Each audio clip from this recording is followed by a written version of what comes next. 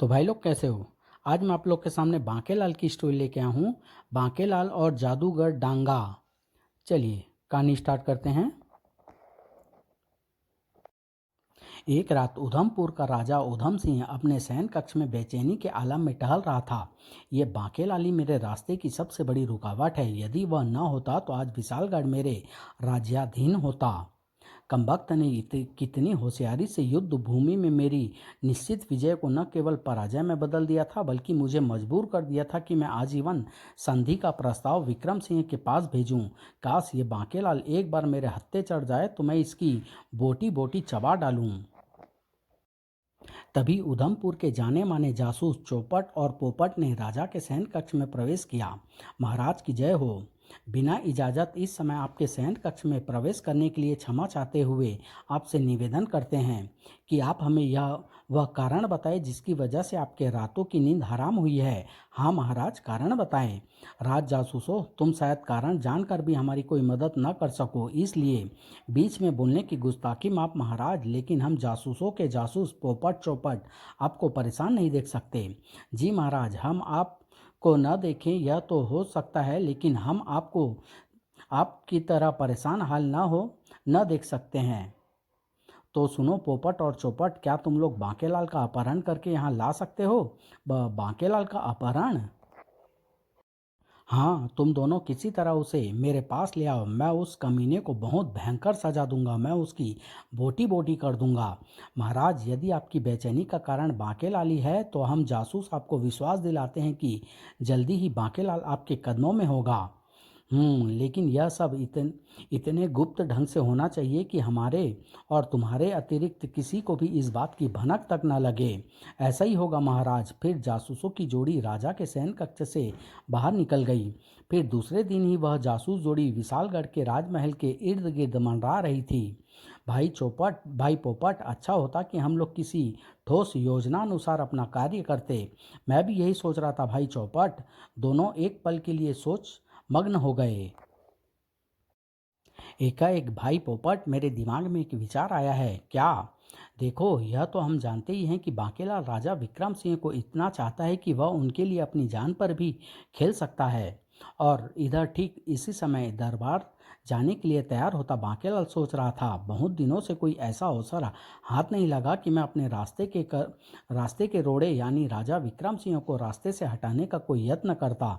लेकिन मैं शीघ्र ही कोई ऐसी ठोस योजना बनाऊंगा जिससे कि बांकेलाल के मस्तिष्क में किसी नई शरारत के कीड़े कुलबुला ही रहे थे कि तभी, अरे यह क्या?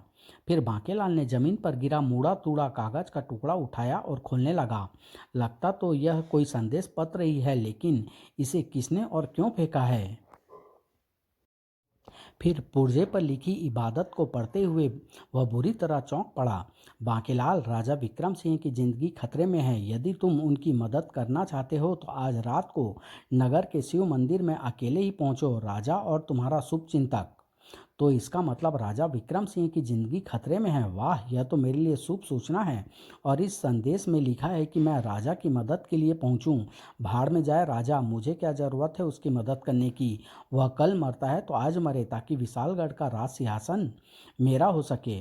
तभी एक विचार बिजली की तरह उसके मस्तिष्क में कौंधा। बेटा बांके, तू राजा की मदद करे या ना करे, लेकिन तुझे इस संदेश वाहक तक पहुंचना ही पड़ेगा, वरना हो सकता है कि वह तुझे राजा की मदद के लिए पहुंचता न देख किसी अन्य को मदद का संदेशा पहुंचा दे, तो यह तेरे हित में नहीं होगा।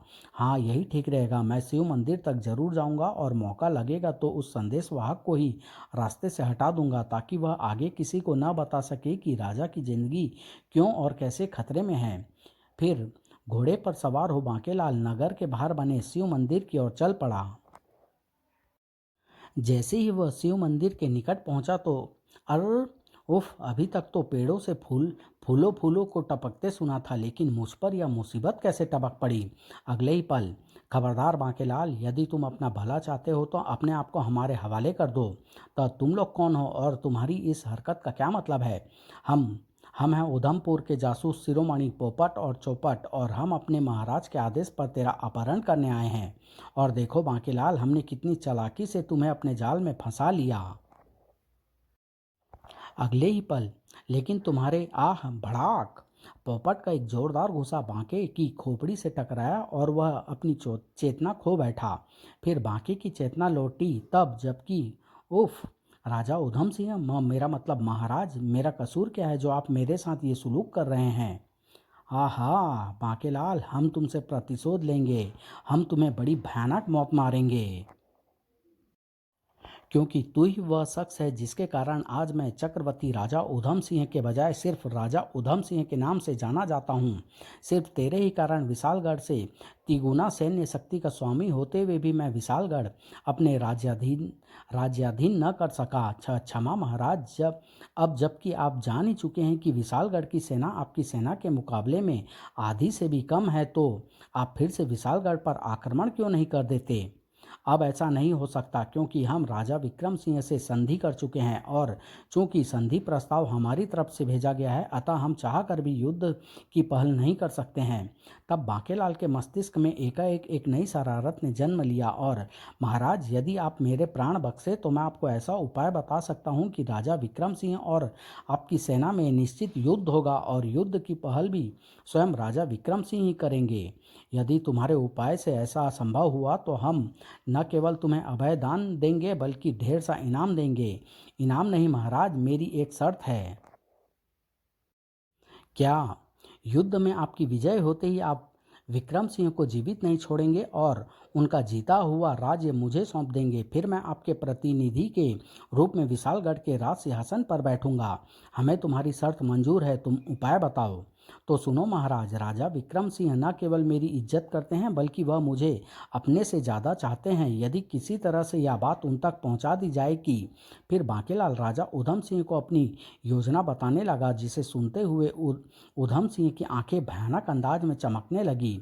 फिर पूरी योजना सुनने के बाद उधम सिंह पोपट और चौपट से बोला, तुम लोग विशालगढ़ जाकर बांकेलाल की योजना अनुसार अपना कार्य करो। जी महाराज। पोपट और चौपट के जाने के बाद बांकेलाल, मुझे खेद है कि जब तक तुम्हारी योजना पूर्ण रूप से सफल नहीं हो जाती तुम्हें इसी तरह हमारी बंदी बनकर रहना पड़ेगा। मुझे कोई आपत्ति नहीं है महाराज, विशालगढ़ का राजा बनने के लिए मैं यह कष्ट भी सहने के लिए तैयार हूँ। इधर पोपट और चौपट विशालगढ़ पहुंचकर बांकेलाल की योजना अनुसार जगह जगह प्रचार करने लगे। अरे भाई, तुमने सुना? उधमपुर के राजा उधम सिंह ने अपने बांकेलाल जी का अपहरण करवा लिया है। सुना तो मैंने भी कुछ ऐसा ही है भैया। बांकेलाल का अपहरण? क्या बांकेलाल जी का अपहरण? लेकिन उधमपुर के राजा ने ऐसा क्यों किया, यह तो वही जाने। शीघ्र ही यह खबर राजा विक्रम सिंह तक पहुंची। महाराज की जय हो, पूरे नगर में चर्चा है कि बांकेलाल जी का अपहरण हो गया है। क्या बकते हो महाराज? मुझे भी कुछ गड़बड़ नजर आती है, क्योंकि बांकेलाल कल से न तो राज दरबार में आए हैं और न ही उनको कल से किसी ने देखा है। लेकिन महामंत्री जी, भला बांकेलाल का अपहरण कौन और क्यों करेगा? महाराज, नगर में चर्चा है कि बांकेलाल जी के अपहरण में उधमपुर के राजा का हाथ है। नहीं, ऐसा नहीं हो सकता। उधम सिंह हमारा मित्र है, वह भला ऐसा क्यों करने लगा? महामंत्री जी, सबसे पहले तो आप इस बात की जानकारी लें कि बांकेलाल का अपहरण हुआ है या कहीं वह स्वयं। जी मैं समझ गया महाराज। फिर महामंत्री तुरंत ही दरबार से निकल गया और फिर काफ़ी समय बाद जब वह राज दरबार में वापस लौटा तो महामंत्री, आपका परेशान चेहरा बता रहा है कि कहीं कोई गड़बड़ अवश्य है। जी महाराज, बांकेलाल का वाकई कल से कोई पता नहीं और पूरे नगर में इस बात की चर्चा है कि उनका अपहरण हुआ है और अपहरण में उधम सिंह का हाथ है। ओह महामंत्री, फौरन ही एक दूत उधमपुर भेज दीजिए और दूत के हाथ क्या संदेश भेजना है यह आप खूब अच्छी तरह जानते हैं। जी महाराज। और उसी दिन शाम तक विशालगढ़ का राजदूत उधमपुर पहुंच गया। महाराज की जय हो। विशालगढ़ के राजा विक्रम सिंह का संदेश है कि उनके सुनने में आया है कि आपके इशारे पर विशालगढ़ के राज अतिथि बांकेलाल जी का अपहरण हुआ है। ओह, बांकेलाल की योजना का प्रथम चरण पूरा हो गया है।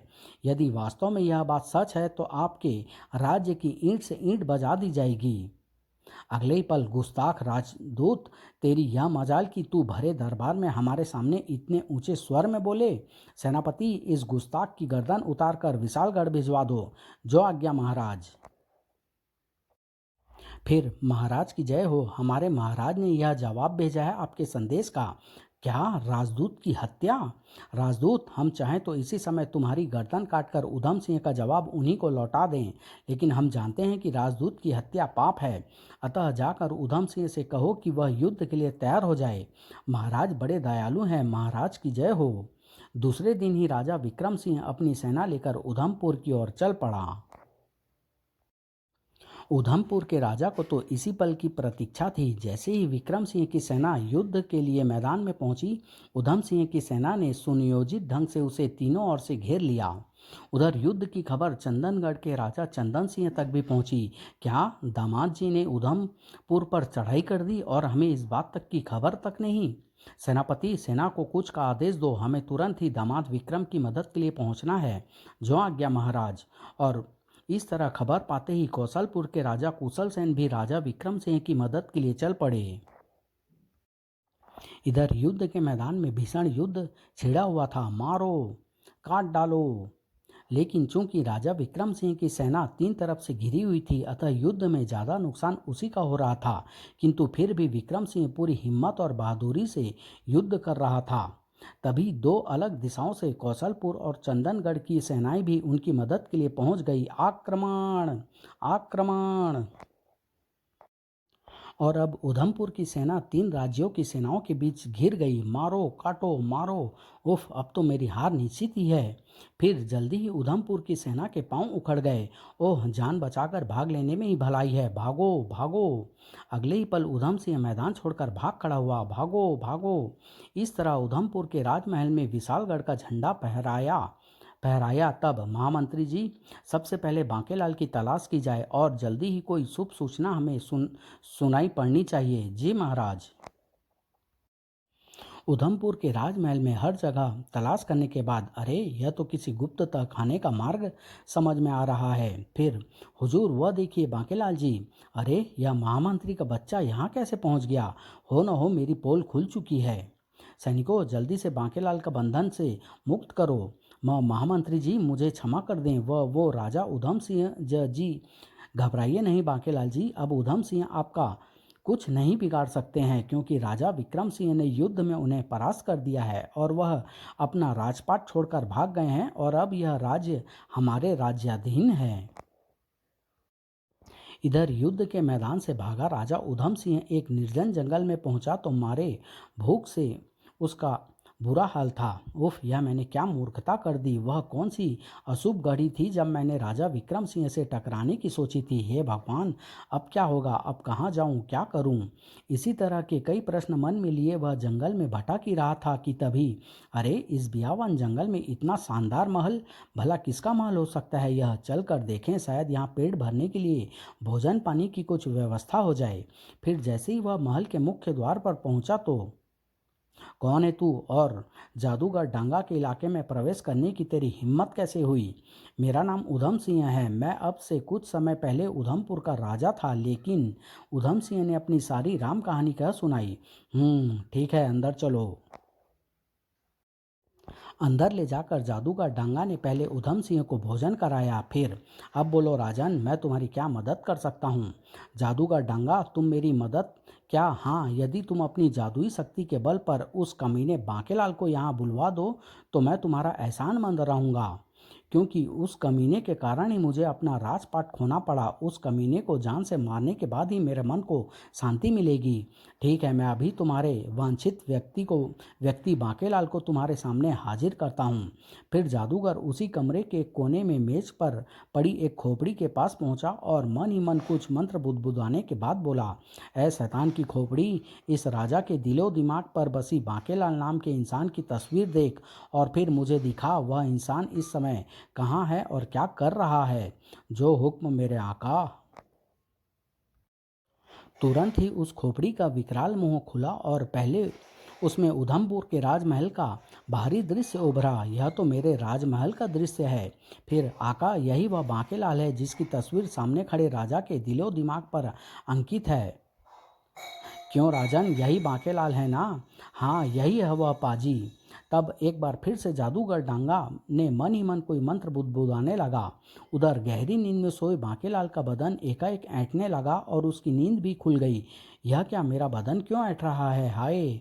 तभी अरे यह क्या, लोग मरने के बाद पशु पक्षियों की योनि में आते हैं और मैं जीवित ही तोते की योनि में कैसे आ गया? फिर उफ, पता नहीं यह सब क्या चक्कर है। मुझे लग रहा है कि कोई अदृश्य शक्ति मुझे अपनी ओर खींच रही है। फिर थोड़ी ही देर बाद अगले ही पल, लीजिए राजन, आपका अपराधी आपके सामने हाजिर है। मेरा अपराधी यह तोता लेकिन राजा उधम सिंह। राजन, यह कोई साधारण तोता नहीं बल्कि बांकेलाल है, जिसे मैंने शक्ति से तोता बनाकर यहाँ बुलाया है।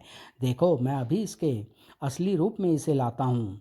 फिर जादूगर ने मन ही मन मंत्र पढ़ा तो शैतान की खोपड़ी, इसे असली रूप में बदल दो। अगले ही पल बांकेलाल अपने इंसानी रूप में आ गया। महाराज, यह सब क्या चक्कर है? बांकेलाल, दुष्ट, मैं अभी तुझे बताता हूँ कि यह चक्कर क्या है। कहने के साथ ही उधम सिंह ने म्यान से तलवार निकाली और ये ले पाजी। अर महाराज, मुझे मारने से पहले कम से कम मेरा कसूर तो बता दें। पाजी मेरा सब कुछ नाश कर अब मुझी से पूछता है कि मेरा कसूर क्या है। क्षमा करें महाराज, मैं आपकी किसी भी स्थिति का कतई उत्तरदायी नहीं हूँ। मैंने तो हमेशा आपका भला चाहा है, लेकिन शायद भाग्य ने मेरा और आपका साथ नहीं दिया है। लेकिन महाराज, मेरे दिमाग में अभी एक ऐसी शानदार योजना है जिससे न केवल आपका खोया राज्य वापस मिलेगा बल्कि विशालगढ़ का राज सिंहासन भी आपका होगा। कैसे? सुनिए महाराज, यदि ये जादूगर अपनी तंत्र विद्या से विक्रम सिंह का रूप आपको दे दे तो मैं किसी बहाने। फिर बांकेलाल अपनी योजना उधम सिंह को बताने लगा, जिसे सुनकर उधम सिंह की आंखें भयानक अंदाज में चमकने लगी। क्या ऐसा संभव है जादूगर डांगा? अवश्य संभव है राजन, लेकिन आपकी मदद सिर्फ इसी शर्त पर कर सकता हूँ कि राजा बनते ही आपको भी मेरी मदद करनी होगी। मैं तुम्हारा हर तरह की मदद करने के लिए वचन देता हूँ, बस तुम बांकेलाल की योजना अनुसार मेरी मदद कर दो। चलो बेटा बांके, फिलहाल तो जान बची, आगे आगे देखो होता है क्या। अवश्य राजन। तब ए शैतान की खोपड़ी, मुझे इस राजा के दिलो दिमाग में बसी राजा विक्रम सिंह की तस्वीर दिखा। जो हुक्म मेरे आका। अगले ही पल, आका, यही है विशालगढ़ का राजा विक्रम सिंह। फिर जादूगर ने मन ही मन कोई मंत्र पढ़ा तो वाह, चमत्कार हो गया। अब आपकी शक्लो सूरत हूबहू राजा विक्रम सिंह से मिलती है। फिर उधम सिंह ने आईने में अपनी बदली हुई सूरत देखी और संतुष्टिपूर्ण ढंग से सिर हिलाता हुआ बोला, तो बांकेलाल, अब अपनी योजनानुसार अगला कदम तुम्हें उठाना है। जी, मैं तैयार हूँ। फिर बांकेलाल उसी रात उधमपुर के राजमहल में पहुंचा और चुपचाप अपने शयन कक्ष में जाकर सो गया। और दूसरे दिन सुबह सवेरे ही वह राजा विक्रम सिंह के शयन कक्ष पहुंचा। आओ आओ बांकेलाल, सुबह सवेरे कैसे आना हुआ? महाराज, मैंने सोचा क्यों ना आज सुबह की सैर पर चला जाए। हाँ हाँ, क्यों नहीं। कहते हैं सुबह की सैर से सेहत ठीक रहती है। हम भी तुम्हारे साथ सैर करने चलेंगे। जी वाह, बन गया काम। फिर दोनों अपने अपने घोड़ों पर सवार होकर सैर के लिए निकल पड़े। इस मूर्ख को पता नहीं कि यह सुबह की सैर के लिए नहीं बल्कि मौत के मुंह में जा रहा है। काफ़ी देर घूमने के बाद बांकेलाल, मेरे ख्याल से काफ़ी सैर हो चुकी है, अब वापस लौटा जाए। बस महाराज, आगे घना जंगल है, जब इतनी दूर आ ही गए हैं तो क्यों ना लगे हाथ शिकार का भी आनंद ले लिया जाए। जैसी तुम्हारी इच्छा बांकेलाल। पहले शेर फिर शिकार, लगता है इसके पीछे कोई उद्देश्य है बांकेलाल का। और यह भी तय है कि बांकेलाल जो कुछ भी कर रहा है या करेगा उसमें मेरी ही भलाई होगी। फिर अरे बांकेलाल, देखो इस बियावान जंगल में इतना सुंदर महल। हाँ महाराज, आइए देखें तो भला इस सुंदर महल का स्वामी कौन है। अगले ही पल, आश्चर्य है, यह तो हमारे राजमहल से भी सुंदर व भव्य है। फिर जैसे ही उन दोनों ने महल में प्रवेश किया तो आओ आओ राजा विक्रम सिंह, आखिर तुम फंस ही गए ना बांकेलाल के जाल में। बांकेलाल, यह मेरा हमशक्ल कौन है और यह सब क्या चक्कर है? यह सारा चक्कर हम तुम्हें समझाते हैं विक्रम सिंह। ये तेरा हमशक्ल और कोई नहीं बल्कि उधमपुर का राजा उधम सिंह है, जिसे मैंने अपने मंत्र बल पर तेरा हमशक्ल बना दिया है। और अब हम तुझे मार देंगे, फिर तुम्हारे रूप में तुम्हारी जगह राजा उधम सिंह विशालगढ़ और उधमपुर के राजा होंगे। और तुम्हारे षड्यंत्र में बांकेलाल भी शामिल है। महाराज, मौके का फायदा तो हर इंसान को उठाना ही चाहिए। पाजी नमक हराम, तूने मेरे साथ विश्वासघात किया है, मैं तुझे जीवित नहीं छोड़ूंगा। लेकिन इससे पहले कि वह बांके पर वार करे कि तभी जादूगर के इशारे पर मानव खोपड़ी से रोशनी की एक किरण निकली और छटाक आह। तब अब तू मरने के लिए तैयार हो जा विक्रम सिंह। ठहरो महाराज। महाराज फिलहाल आप विक्रम सिंह का वध न करें, क्योंकि आपने इसकी शक्लो सूरत तो पा ली है, लेकिन अभी आप इनके सारे कार्यकलापों व रहस्यों से परिचित नहीं हैं, जिनको जिनको कि जानना आपके लिए जरूरी है, ताकि किसी नाजुक अवसर पर आपका भेद न खुल सके। लेकिन यह हमें अपनी जीवन के सारे रहस्यों के से परिचित ही क्यों करवाएगा।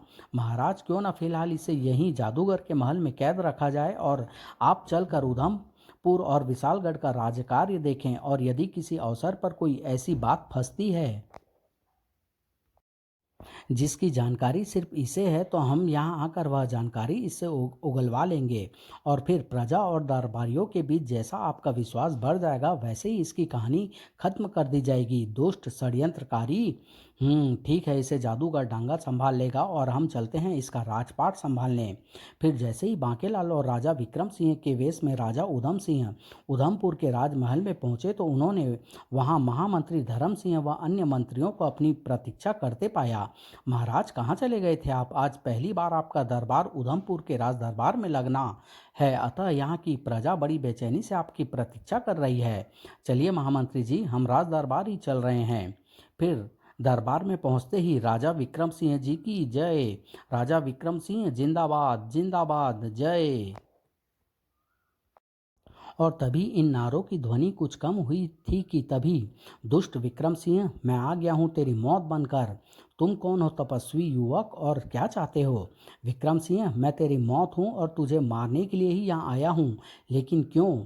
विक्रम सिंह, आज से 10 वर्ष पूर्व तूने मेरे बापू को चोरी के झूठे आरोप में 20 कोड़ों की सजा दी थी। मेरा बापू कोड़ों की मार सह न सका और उसने दम तोड़ दिया था, और तभी मैंने तुझसे बदला लेने की कसम खाई थी। फिर मैंने 10 वर्षों तक महादेवी की तपस्या करके उनसे यह अमोघ अस्त्र प्राप्त किया। इसका वार कभी खाली नहीं जाता, अतः अब तू मरने के लिए तैयार हो जा। कहने के साथ ही तपस्वी से दिखने वाले युवक ने अमोघ अस्त्र विक्रम सिंह का वेश धरे उधम सिंह पर फेंक मारा। आह। फिर अगले ही पल बांकेलाल ने आगे बढ़कर उस तपस्वी से दिखने वाले युवक की गर्दन उड़ा दी। दुष्ट, ये ले अपने कर्मों का दंड भोग। आई। महामंत्री, यह सब क्या हो रहा है राज दरबार में? मारे गए ये कमबख्त कहाँ से आ गया? दूसरा राजा विक्रम सिंह। महामंत्री, एक पल के लिए तो इन तेजी से घटती घटनाओं को देखकर जड़ सा हो गया था, लेकिन अगले ही पल सैनिकों, गिरफ्तार कर लो इस बहुरूपिये को। सैनिक आगे बढ़े। रुको महामंत्री धर्म सिंह, मैं असली राजा विक्रम सिंह हूँ। बहुरूपिया तो यह है जो मरा पड़ा है। इस बात की पुष्टि तुम इस नमक हराम बांकेलाल से कर सकते हो। लेकिन तब तक बांकेलाल अपने बचाव की कहानी सोच चुका था, अतः वह मुस्कुराता हुआ बोला, महाराज ठीक कह रहे हैं, यह उधमपुर का राजा उधम सिंह है। आगे की सारी कहानी मैं आपको बताता हूँ। आश्चर्यजनक। युद्ध में पराजित होने के बाद उधम सिंह किसी तरह जादूगर डांगा के पास पहुंचा, और फिर उसकी मदद से इसने मुझे तोता बनवाकर मेरा अपहरण करवा दिया। लेकिन तोते के रूप में मैं जब जादूगर की तंत्र शक्ति से जादूगर के महल की ओर खींचा जा रहा था, तो रास्ते में, वत्स, मैं तुम्हारी भक्ति से प्रसन्न हूँ।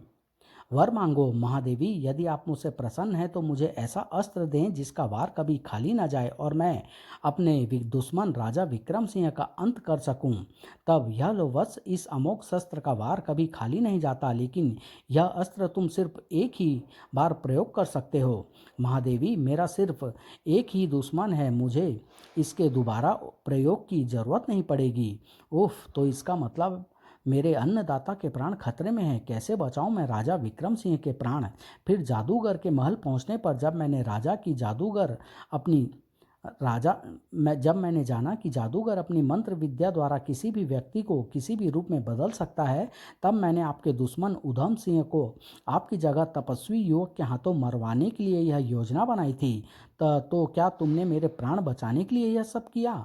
जी हाँ महाराज, आप तो जानते हैं कि मैं सपने में भी आपका बुरा नहीं सोच सकता हूँ। ओह बांकेलाल, तुम कितने महान इंसान हो, और अनजाने में मैं तुम्हें गलत समझकर कितना भला बुरा कह बैठा। लेकिन महाराज, आप जादूगर डांगा की कैद से निकलने में कैसे कामयाब हुए? अरे, उसकी कैद से निकलना मेरे लिए कोई मुश्किल काम साबित नहीं हुआ। मुझे संदेह हुआ कि उस जादूगर की जान इस खोपड़ी में है। अवसर पाते ही मैंने उस खोपड़ी पर प्रहार कर दिया। खोपड़ी के दो टुकड़े होते ही सचमुच जादूगर भी मर गया और मैं भागकर यहाँ आ गया। पूरी कहानी समझ में आते ही दरबार में उपस्थित दरबारी व मंत्रीगण बांकेलाल को प्रशंसात्मक दृष्टि से देखने लगे। वाह, कितनी बुद्धिमत्ता से बांकेलाल जी ने न केवल महाराज की जान बचाई बल्कि उनके शत्रु को भी हमेशा हमेशा के लिए उनके रास्ते से हटा दिया। वाकई बांकेलाल जी असाधारण बुद्धिमान है। चलो, जान तो बची, लेकिन हर बार की तरह किस्मत ने फिर मेरे साथ मजाक किया है। काश मुझे पहले ही पता होता कि कोई राजा विक्रम सिंह की जान के पीछे हाथ धोकर पड़ा है तो मैं कतई कोई योजना न बनाता। समाप्त।